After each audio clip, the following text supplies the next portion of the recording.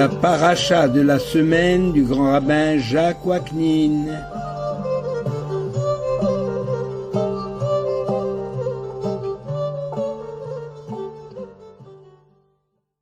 Chers amis, bonjour.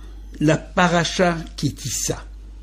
La paracha Kitissa nous relate des événements n'ayant entre eux aucun rapport en apparence, et pourtant, ils reposent sur le même concept que nous allons découvrir au cours de cet exposé. Parmi ces événements importants dans l'histoire du peuple d'Israël en gestation figure l'épisode du veau d'or. Événement incompréhensible. Ayant à peine quitté le mont Sinaï, où il venait d'assister à la révélation de l'Éternel à son peuple, le peuple d'Israël, impatient, demande à Aaron de lui confectionner un guide pour remplacer Moshe, qui tarde à redescendre de la montagne. En fait, il ne s'agit pas du tout de tout le peuple, mais uniquement du Erev Rav, ce groupe d'hommes qui a suivi les enfants d'Israël lors de leur sortie d'Égypte. Mais si la colère divine s'est enflammée contre tout le peuple, c'est parce que le peuple a fini par suivre le mouvement. Dieu dit à Moshe: descends de ton piédestal pour t'occuper de ton peuple, ce ramassis que tu as accepté au sein d'Israël, car il a mal tourné. Moshe comprend que le véritable chef doit se trouver au milieu de son peuple pour essayer de lui faire remonter la mauvaise plante dans laquelle il s'est laissé fourvoyer. Moshe Rabbeinu saisit en quelque sorte la balle au bond en disant: Ve'ata imtissa chatatam ve'im ayin mechenina misifrecha. C'est en l'Exode 32. La traduction est la suivante: et à présent, si tu pardonnes à ce peuple, c'est bon. Sinon, efface-moi de ton livre. On en a déjà parlé la semaine dernière. Moshe Rabbeinu insiste sur une autre signification du verbe tissa, le verbe nasso, en disant à Hachem, maître du monde, si les enfants d'Israël ont des mérites, eh bien, il faut les récompenser, mais s'ils n'en ont pas, donne-leur la possibilité de s'élever pour obtenir le pardon. Le jour de Kippour a justement été institué pour que nous prenions conscience des contradictions que nous vivons au quotidien. En fait, Moshe ne fait que s'inspirer de ce que lui avait dit l'Éternel au début de la paracha, Kitissa et Rosh Bnei Israël. C'est-à-dire, si tu veux compter, si tu veux avoir le compte des enfants d'Israël, ou plutôt on va voir comment Moshe a compris cette phrase dans tous ses sens. Notamment, Dieu lui dit, si tu veux que les enfants d'Israël comptent à leurs yeux, qu'ils aient du poids, de la dignité, de l'importance, il faut les élever, les encourager, les valoriser à leurs propres yeux. Un homme qui est peu de choses à ses propres yeux n'a même pas l'idée qu'il pourrait réagir et acquérir de la dignité. Pour faire teshuva, il faut savoir que l'on a chuté à cause de sa mauvaise conduite. Seul un homme digne de ce nom est à même de réagir et de manifester la volonté de s'élever. S'il n'arrive pas tout seul, alors il appelle à l'aide. C'est le sens du passage de la prière dans la Hamida, Hashivenu Hashem Elecha Benashuva. Ramène-nous vers toi, ô Éternel, et nous reviendrons. Parmi les 13 attributs de l'Éternel figure justement en bonne place Nosé Avon Vafesha Vechata'a, c'est-à-dire celui qui pardonne, Dieu pardonne l'iniquité, le péché et la faute. Littéralement, Dieu supporte, Dieu élève, celui qui supporte, celui qui élève. Cette proclamation des attributs divins a été la réponse à la preuve réclamée par Moshe que l'Éternel a pardonné et qui se manifestera de nouveau au sein d'Israël. De cette interprétation, nos sages tirent une grande leçon dans le domaine pédagogique, en disant, au lieu de rabaisser un enfant, de le décourager parce qu'il ne fournit pas l'effort attendu de sa part, il vaut mieux lui adresser des paroles d'encouragement, des paroles élogieuses. On raconte qu'une petite fille tremblait de tout son corps lorsqu'elle devait présenter son bulletin scolaire à la fin de chaque mois, parce que son père ne manquait pas de la blâmer et de la traiter de tous les noms. Le père s'étant aperçu de son erreur, probablement en lisant le Chiddushé Harim dont je viens de rapporter l'opinion, accueillit cette fois sa fille avec des paroles élogieuses en la félicitant pour ses efforts, remarquant une note à peine passable alors que tous les autres résultats étaient toujours médiocres. Mais le père, en agissant ainsi, venait de redonner vie à sa fille, qui sortit rouge d'émotion et de volonté de mieux faire. Nos sages disent que chaque génération reçoit une partie du châtiment de la faute du veau d'or, parce que le veau d'or n'a pas totalement disparu. Comment cette faute se manifeste-t-elle?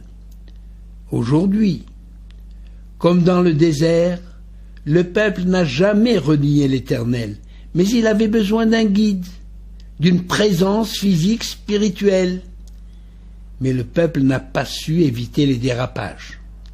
Il a commencé par offrir des sacrifices, c'est vrai, mais après il s'est laissé aller à la débauche.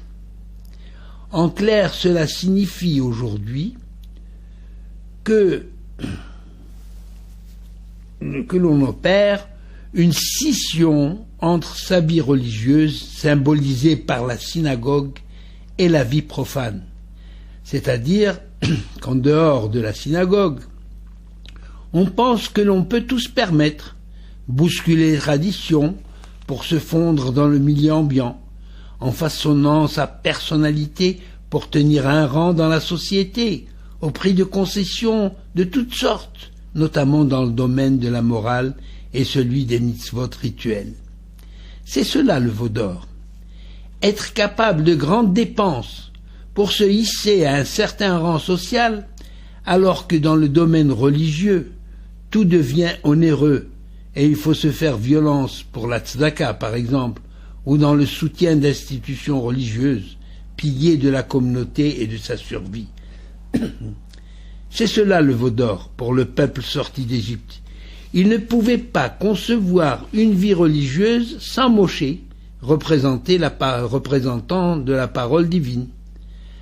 Alors, on ne renie pas la sainteté ni la morale, mais on les accommode au goût des idées et des philosophies en vogue, abandonnant la pureté de son identité.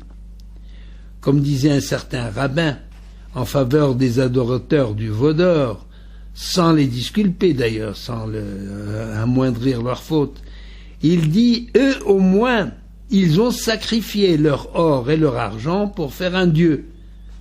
Combien n'y a-t-il pas d'hommes qui, eux, sacrifient leur Dieu pour faire de l'or et de l'argent? Ce relent du veau d'or n'a donc pas disparu même de nos jours. Lorsque la colère de l'Éternel fut apaisée, Dieu demanda à Moshe de compter les enfants d'Israël après l'épidémie qui avait sévi en son sein à la suite de la faute du veau d'or. Ce recensement n'apporte rien de neuf à celui qui connaît les mystères de la création, c'est-à-dire Dieu, mais c'était une manière de marquer la réconciliation avec Israël en lui accordant le pardon et en lui témoignant son amour. D'où la formule employée ki tissa. C'est pas le verbe courant. Si on voulait compter les enfants d'Israël, le recenser, il aurait dû employer le mot ki tispor, compter, quand tu feras le compte. L'idée exprimée par la Torah est celle que nous avons déjà signalée plus haut, à savoir que pour retrouver sa dignité après la chute, le peuple avait besoin de voir son prestige rehaussé. Il avait besoin de relever la tête, d'être élevé. Et le texte, justement, se fait plus précis dans ce sens en disant « Kitissa et roche béné Israël, lifkudehem », c'est-à-dire quand tu feras le recensement des enfants d'Israël pour le bien des recensés. Le verbe pakad, on le retrouve à propos de Sarah, par exemple. Dieu se souvient de Sarah pour exaucer sa prière, pakad, qui signifie se souvenir pour le bien, pour montrer l'intérêt qu'Hachem porte à Israël. Pardon, mais aussi pour que chaque enfant d'Israël procède au rachat de sa personne, à la réhabilitation de son âme en donnant un demi-cycle, Ish Kofer Nafsho, c'est pour la réhabilité de l'âme de chacun pour son âme. Ayant vu que Moshe Rabbeinu avait du mal à comprendre comment une si petite pièce d'argent, symbole des biens matériels, pouvait réhabiliter l'âme, alors que l'homme est prêt à donner toute sa fortune pour sauver son âme, pour sauver sa vie, Dieu lui montre une pièce de feu en lui disant « Kazé yitnu » comme ceci ils donneront, c'est-à-dire avec la même chaleur, avec le même enthousiasme. Pardon. Lorsqu'on veut faire une offrande à l'Éternel, ce n'est pas la valeur monétaire qui compte, mais de ce qu'on lui offre, mais c'est la disposition du donateur, si véritablement on veut se donner entièrement à Dieu. Pour quelle raison Hachem demande un demi-cycle? Il faudrait beaucoup de temps pour donner toutes les interprétations possibles et imaginables de ce symbole étonnant. Sur le plan social, ce symbole veut dire que si nous faisons partie du peuple d'Israël, par exemple, eh bien notre contribution au peuple n'est jamais parfaite. Nous ne sommes toujours qu'à moitié du chemin. Parce que nous pouvons toujours faire plus, toujours faire mieux. Pas seulement au niveau de notre contribution financière, mais également au niveau de notre engagement. De plus, il ne suffit pas d'être convaincu soi-même et d'être engagé dans le bon chemin et garder ce trésor pour soi. Il nous faut aussi convaincre notre prochain. C'est-à-dire, c'est ce qu'on appelle « tu aimeras ton prochain comme toi-même ». C'est-à-dire, il faut convaincre le prochain d'en faire autant et de conquérir ainsi l'autre moitié qui nous fait défaut. En d'autres termes, un juif ne peut pas vivre en ermite. Il a besoin d'autrui pour se réaliser. Par exemple, le riche a besoin du pauvre pour mettre en pratique la mitzvah de la tzedaka. Mais si ce riche comprend qu'il n'a donné au pauvre que la moitié de ses besoins, il aura à cœur d'inciter autrui, ses amis, à accomplir eux aussi cette mitzvah. L'exemple de la tzedaka est en fait un paradigme, c'est-à-dire il s'étend à tous, c'est un exemple, il s'étend à tous les domaines de la vie. Chaque fois qu'on peut éveiller autrui à essayer d'améliorer et sa vie matérielle et surtout sa vie spirituelle. En parlant du demi-cycle, la Torah dit « Venatenu » ils donneront. Or, quand on écrit ce mot en hébreu « Venatenu », ce mot se lit dans les deux sens, ce qui signifie « La vie est comme un miroir qui reflète notre attitude vis-à-vis d'autrui, à savoir, on reçoit en retour de la même manière que l'on donne. » La pièce de feu montrée par l'Éternel à Moshe avait justement cette signification. Le même feu peut embraser le monde entier sans rien perdre, ni de sa chaleur, ni de sa force. Avec une bougie allumée, on peut allumer des bougies à l'infini. La tzedaka, d'ailleurs, qui est symbole de cet allumage, ça veut dire de ce don à autrui, la tzedaka n'a jamais appauvri personne à l'image de cette lumière qu'on peut transmettre. Bien au contraire. Un homme à qui l'on demandait le secret de sa réussite a répondu « Je n'ai jamais laissé la main tendue d'un pauvre sans y mettre une pièce. » Le véritable croyant n'attribue jamais toute sa réussite matérielle uniquement à ses efforts, car il sait qu'une part revient à Dieu. De la même manière que nous sommes les associés de Dieu dans l'œuvre de la création continuée, Dieu est notre associé dans toutes les manifestations de notre vie au travers de nos efforts, d'où le symbole du demi-cycle. Nos sages disent que l'homme doit toujours se considérer à moitié innocent et à moitié coupable. S'il fait une bonne action, eh bien il fait pencher la balance vers le bien et vers la vie. Le contraire est aussi vrai. La valeur d'un cycle est de 20 guéras. La moitié étant donc de 10 guéras. Et le demi-cycle qui est offert en expiation de la transgression des 10 commandements, et c'est parce qu'il vaut 10 guéras, rappelle l'expiation pour les 10 commandements, où il est écrit « Tu n'auras pas d'autre Dieu devant ma face ». Or, le veau d'or est en quelque sorte un Dieu qui est en présence de l'Éternel. Le demi-cycle symbolise le désir immodéré de l'homme, l'être humain étant un océan de passion insatiable, rarement satisfait et se contentant rarement de ce qu'il possède. Cela tient, disent nos sages, au fait que l'homme est constitué de 4 éléments, la terre, l'eau, l'air et le feu. Alors que la terre et l'eau peuvent être pesées, l'air et le feu, symbolisant le désir et la passion, ne peuvent pas être pesés. Le demi-cycle, c'est l'homme incomplet, sans sa moitié, la femme. C'est pourquoi seul l'homme apporte le demi-cycle pour le recensement, parce que les femmes n'ont pas participé à la faute du veau d'or. À ce propos, le mariage se dit nisuim, du verbe nasso, élévation. L'homme qui épouse une femme a donc le devoir de la placer en quelque sorte sur un piédestal et l'honorer dans tous les domaines plus que lui-même. Encore une explication pour le demi-cycle, qui est le symbole de l'humilité que doit avoir l'homme devant la grandeur et la majesté divine. Quels que soient nos efforts pour servir et adresser des louanges à l'Éternel, nous n'atteignons jamais la perfection.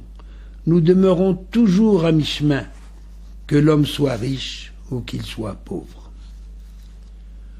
Toutes les situations évoquées justifient, et encore d'autres, comme le choix de Betsalel, on a aidé un homme, comme les seconds tables auxquelles l'homme a été associé, puisque c'est Moshe Rabbeinu qui a taillé les pierres, eh bien, justifie le titre de cette paracha Kitissa, à savoir que le principal souci de l'homme est de s'élever dans la vie. Et c'est la plus grande preuve d'amour de Hachem d'avoir créé un homme perfectible et pas un homme parfait qui n'a plus d'aspiration pour s'élever. Car la joie de l'Éternel est de voir ses enfants s'élever dans la vie par la sanctification des mitzvot. Une preuve supplémentaire de la part de Hachem, de la volonté d'élever tout être et de lui conférer majesté et honneur, c'est l'institution du Shabbat, qui fait de chaque juif un prince. Un jour par semaine, l'individu croyant affiche du détachement par rapport aux soucis quotidiens pour se consacrer à lui-même, à sa famille, à son entourage. sans négliger les plaisirs de la table en améliorant l'ordinaire. Le Shabbat, souvenir de la libération du pays d'Égypte, élève l'homme de l'état d'esclave au rang d'homme libre. L'humanité a mis du temps à comprendre le caractère libérateur du Shabbat par l'institution d'un congé hebdomadaire. Mais le Shabbat, cadeau inestimable de la part de l'Éternel à Israël, demeure un jour de délice, un jour saint, incomparable. Beracha ve'atzlacha, Shabbat Shalom.